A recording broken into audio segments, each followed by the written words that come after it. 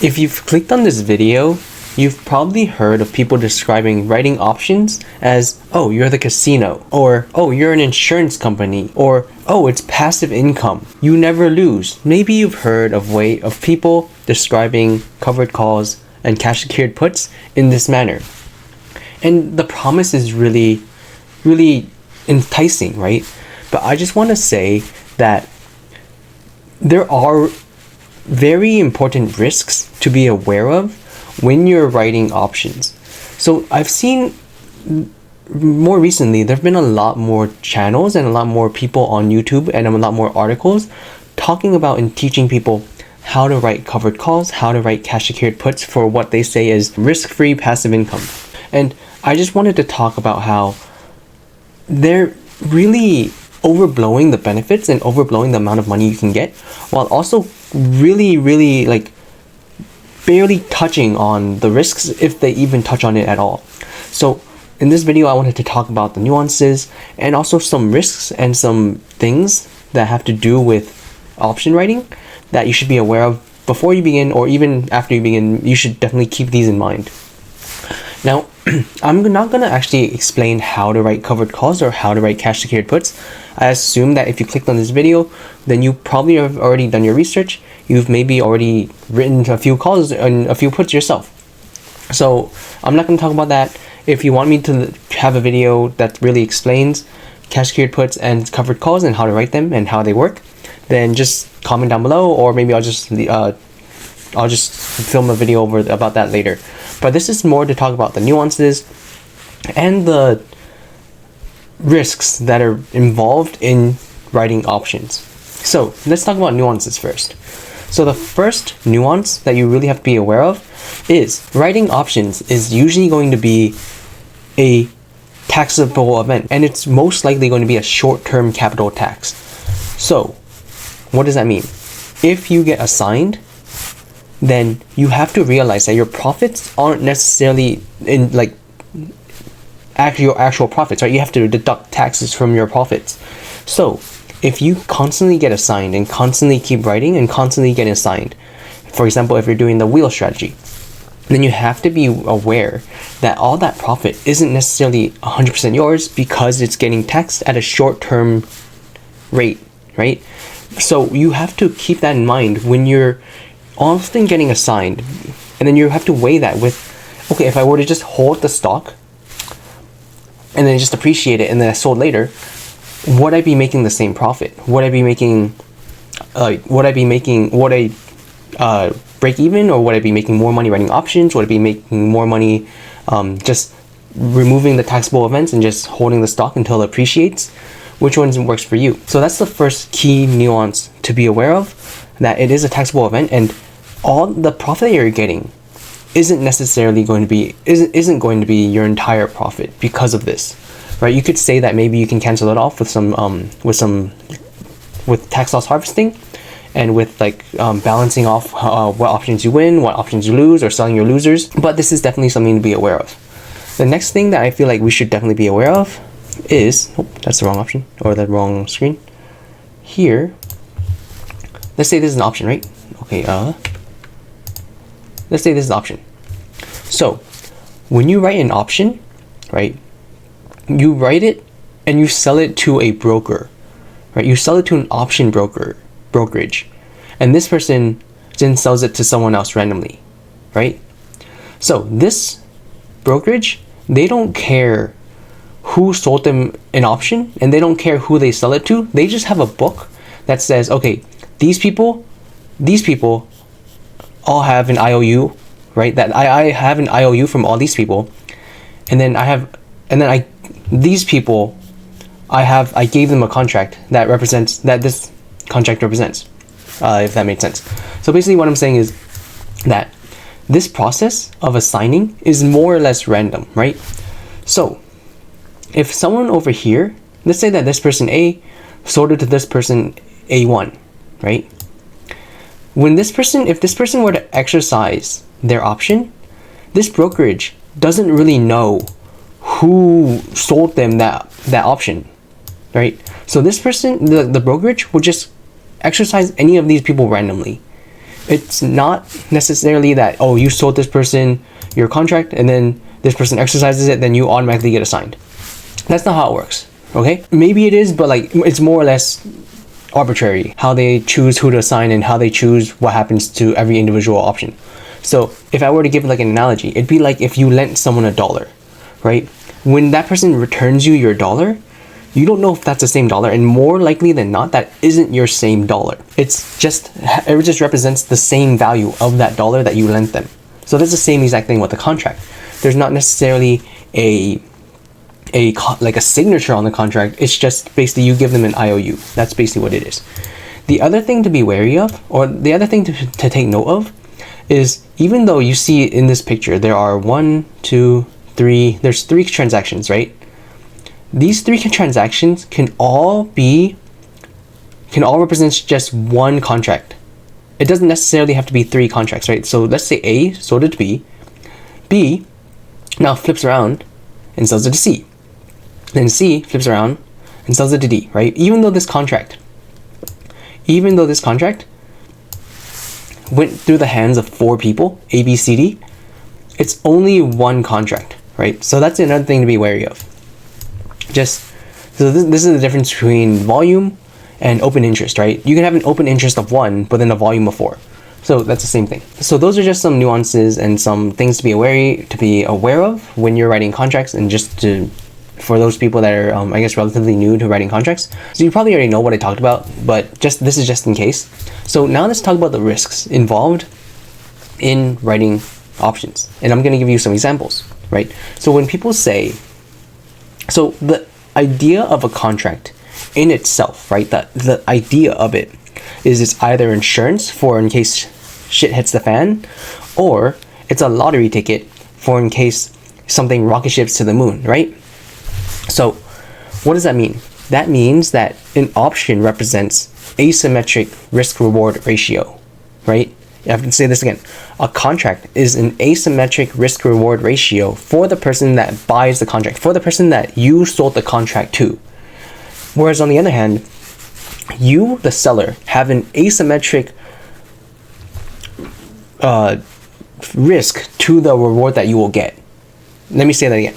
So the person that bought your contract, they risk a little bit and have the opportunity and they have the potential to earn a lot. It won't necessarily happen all the time. It won't necessarily happen at all. But they do have that opportunity. They do have the potential to earn a lot more money than they're risking. Versus, on the other hand, you as the writer of the option, you hold a much greater risk compared to the reward that you will get, right?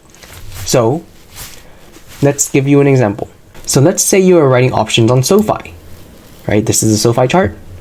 If you were writing around here, your options premiums for maybe the $9s and $10 would be a few cents. Maybe it'd be 50 cents if you wrote out all the way to maybe like April. You'd get like a 50-cent premium, right?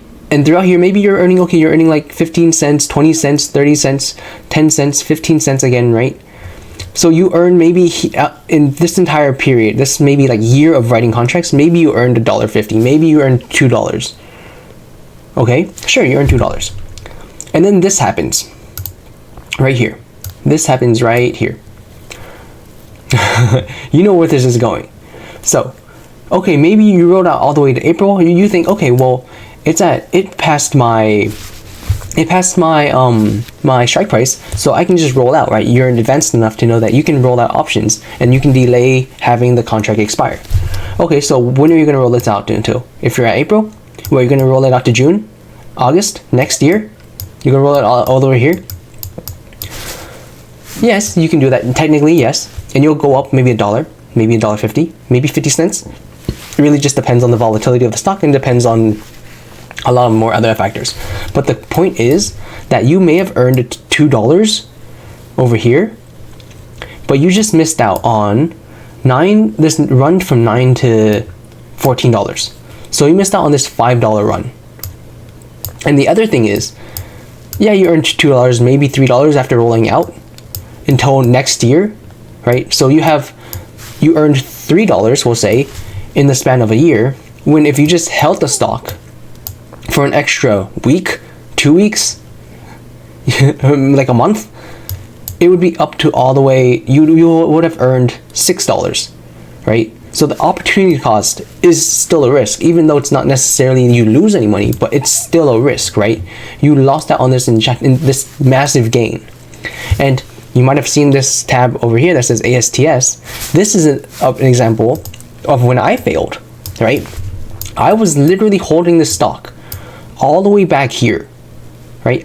All the way back here, I was holding this stock. It fell. And then I was like, okay, I'm not gonna write any options yet. And then it bounces to $5. It bounces to $5. And I think, okay, well, I earned double my money, so might as well write a covered call. I'm sure it'll go back down. Did it go back down? Did it go back down? This is my failure, right? I had a $3 cost basis. It would have given me a 9 bagger. Up here at its peak, it would have given me a 9. Is that actually okay? It would have given me a 13 bagger at the very tip. 12 bagger. Sorry, 12 bagger. But I wrote an option here, and it expired, obviously in the money, when I sold it at 550. Okay, that is my risk reward ratio, right? I'm selling. I'm bearing the risks, right, of this entire opportunity cost selling a covered call, right? The opportunity cost is my risk. And the people buying my covered call, they're spending maybe 50 cents on the dollar. They're spending 50 cents per contract. And they were able to realize this potential profit of 50 cents at 550. So they turned 50 cents into $34, right? That's what I missed out on. Okay, I'm still kicking myself in the foot. I only have 100 shares of ASTS left. Sad face. So that's just an example of when people always say, oh, covered calls, there are no risks in selling covered call because you're selling at a predetermined price, right? You get to choose everything. Yeah, but you also missed out on this much gain, right? And I talked about covered calls up a lot. Let's talk about cash secured puts now, right? You say, okay, cash secured puts, I'm buying at a predetermined price. I'm basically setting a limit order. Yeah, you are setting a limit order. And then something like this happens, right? If you were to actually set, like, if you were to just actually set, like, not a limit order, but like, you were to just look at the stock and be like, oh, it dropped a lot, so maybe I should buy after it drops, right? Maybe you sold a cash secured put at 140 or like 145, 140, 150-ish. And it drops that much, right?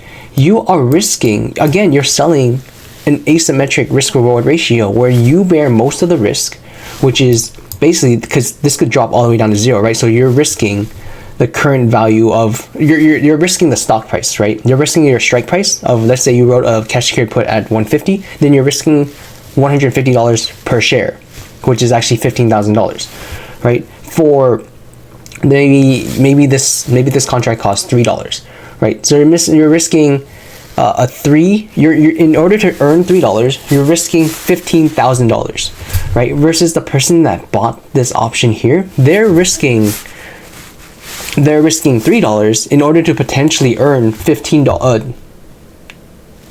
In order to potentially earn $150, right? So again, you're selling an asymmetric risk reward ratio where you bear most of the risk and the person that buys the contract is more like they have a higher opportunity, they have the potential to earn more, if that makes sense.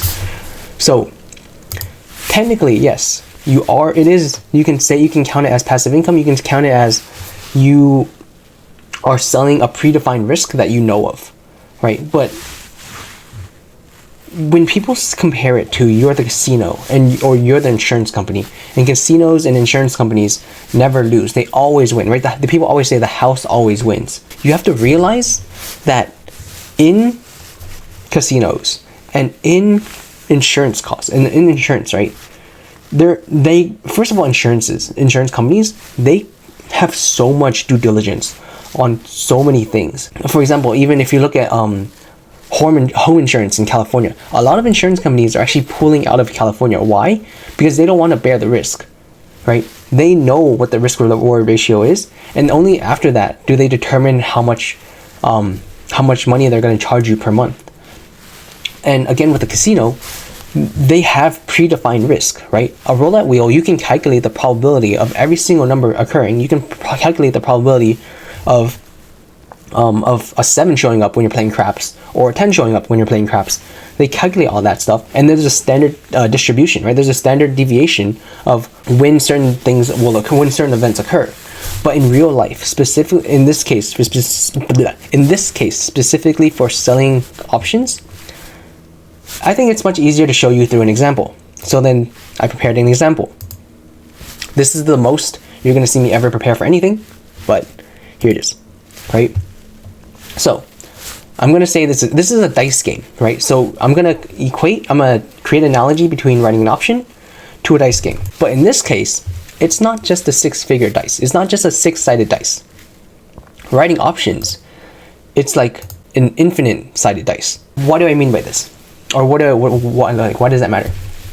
So if I said there's a stock that was at $5 right, today, right, $5 today, what are the chances that this stock will be 500 tomorrow? It's not zero, right? It's not zero, but it's possible, right? So it's non-zero. There's a non-zero probability of anything happening, right? Anything could happen when you're writing an option, right? Like, again, back to this sad face of an example, right? Anything can happen. Right? Like, that was a hard pill to swallow, but I mean, like, hey, I just have to leave and be like, and just take it's not really a loss, but like, it feels like a loss. But anything happened, right? So it's a dice game where there's an infinite number of sides, and every single side has a probability of non-zero. Okay? Now, this game, right? The goal of this game is that you have to reach a target sum. When you play this game, you're given a number of rolls that you can use. You're given the probability of each side, and then, or you're not really given them, but like, you have an assumed probability of each side. You can't actually see the probabilities, but you just assume it. And then you're given a target sum that you want to reach, right? So let's say you start off at 0, your target sum is 15, and then you get 3 rolls to achieve it. And then the probability is just some probability, right? And then with those 4 not really attributes, but with those 4 numbers, then you can calculate, then you would estimate about how much money you would pay to play this game, right? So that's what writing options is. I'm going to compare it to the Greeks, which are basically how you calculate an options price, right? So theta is just basically how many more days left you have, right? Because every single day you roll a dice, and then at the end of the day you find out what the stock price is. So that's what number of rolls is, right? Theta is just number of rolls. Probability is just the volatility, right? If the volatility is high, that means that the probability of a stock rising $10 isn't that much different from the probability of a stock rising, let's say, $3 or $1 or dropping $5, right? With this infinitely sided dice, it's not only positive numbers. You can go negative too, right? So with higher volatility, that just means that the probabilities per side are more evenly distributed. Versus if you have a low volatility, the probabilities of the sides of the numbers of the smaller numbers is much higher than the probability of the sizes of the larger numbers, right? So for example, a dice that has, or a stock that has high probability, or let's say a dice, right? We'll keep with the dice analogy. A dice that has higher volatility, then the probability of rolling a plus 15 is similar to the probability of rolling a minus 15 or a minus 2 or a plus 2, right? So the higher volatility, the more that the more expensive contracts usually are, because at any given date your contract could go, your target sum could be reached, or could be it completely like backfired, right? Like you can always go all the way back, or you can always go all the way towards this target sum. And then delta, I'll equate that to how far away you are from your target sum. So For example, if dice game, you're at a current sum of 44, and then your target goal is 45. Obviously, even if you only have one roll left, the cost to play this game would still be high because you only have to raise one more dollar in order to reach your target sum. Versus if the delta was, versus if your target sum was really far away, right? Let's say your current sum is 1, and then the target sum is 3 million, right? Obviously, the chances of you reaching that target sum are much smaller than if that target sum was much closer to you, right? Just intuitively. Now remember, you can sell the opportunity to play this game at any point while you're playing this game until number of rolls left becomes 0. So let's say you start off at 0, your target sum is 50, and then there's probability of side you can't change, but then so you roll 5 times. So now after rolling 5 times, you only have 5 rolls left, and let's say that currently your current sum is 13, right? Then this is just a calculation now, right? It's just a probability calculation. Depending on your probabilities per side, you still have to increase your current sum by 37 in order to reach this the target number that you want to get. But you only have 5 rolls left, right? And then that will, depending on how many rolls left you have, and your target sum, and also the intrinsic probability per side, then that's how you would calculate the price of your option. So that's kind of an example. I know it's kind of unclear just because I'm bad at explaining things, but I apologize. But that's kind of how I see writing options, right? The key thing is that you have an unknown probability per side, and then you also have an infinite number of possibilities.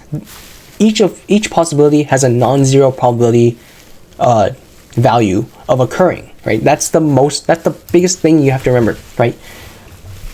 In options, it's not like a casino because there is a non-zero probability of anything happening, right? Again, a non-zero probability of anything happening. In other terms, you can say that writing options has I'd say maybe a fat tail risk, right? Where, go back here, where you can assume that everything will be in a standard deviation, but you could always have to account for the fact that something might happen over here, right? Something might happen that you did not account for at all, right? And yeah, you could say that most of the time you'll make profit, right? Most of the time it will be passive income. You'll gain your 15 cents, 20 cents, 50 cents, $1 per contract. But there's the times when, like this happens all the time, right? Certain acquisitions, ERs, right? That's why volatility spikes during an earnings report, because there's a higher chance of them producing news that can lead to the stock to be volatile in either direction, right? For another example of this fat tail risk is, for example, Matterport. I think last year or sometime last year was around maybe I don't want to say $1.70 or like $2, and then the news came out that they were selling their entire company to CoStar. I think it was CoStar for $5.50, half stock, half dollar deal, right? And then it went from being a $2 stock to instantly being a $4.50 stock, right? It almost doubled in price. So there's these types of events happen all the time, and when you're writing an option, when you're writing a call or a put, you are in essence hoping and like you're betting that this type of event will not occur. You're betting that you will stay inside this standard deviation. But the moment that we get out of the standard deviation, that's when you lose the most money, right? Just imagine it, right? It only takes one severe loss to wipe out all the gains you made in the past year or 2 years, right? Imagine if you wrote a bad put, or imagine if you wrote a bad call. You can technically say that you didn't lose money when you wrote the call, but again, as I keep saying, opportunity cost is still a cost. So I guess this is just, I know I'm probably really confusing with my example, my analogy, or whatever. So it might be a little bit confusing for if you don't understand, but this is how I just want to really show that there are risks involved in writing options, that a lot of YouTubers and a lot of like articles are completely they're barely going over it, they're barely mentioning these risks. And I just wanted to make that clear to anyone that is venturing into writing options, or anyone that's even like a veteran in writing options, right? That just imagine if you wrote an option, like a put, during like the great financial crisis, or like you wrote a call right at the bottom of COVID, or like at the very bottom of COVID, right? You would have missed out on so many gains. Even if you, especially if you rolled out, rolled out, that'd be so annoying, right? Just imagine how much money you would have left on the table. So those are just my opinions on this. Hope you found this somewhat, hopefully it's not too confusing and you maybe followed along for a little bit. Otherwise, I'm just been rambling for the past almost 30 minutes now. I apologize. But yeah, that's it. Bye. Where's my mouse? There it is.